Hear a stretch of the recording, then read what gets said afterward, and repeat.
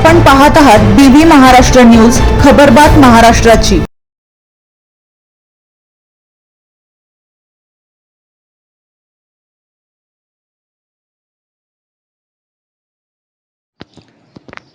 कवडदरा येथील प्राथमिक माध्यमिक आश्रमशाळेत जागतिक आदिवासी दिन उत्साहात साजरा।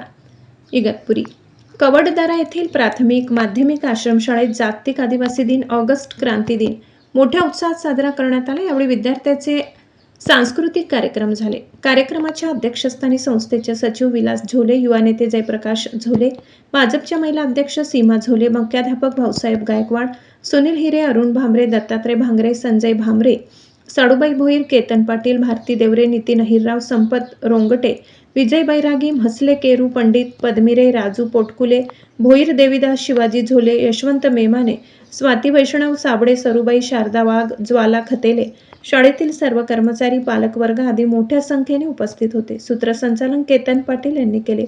बीबी न्यूज महाराष्ट्रासाठी लक्ष्मण सोनवणे।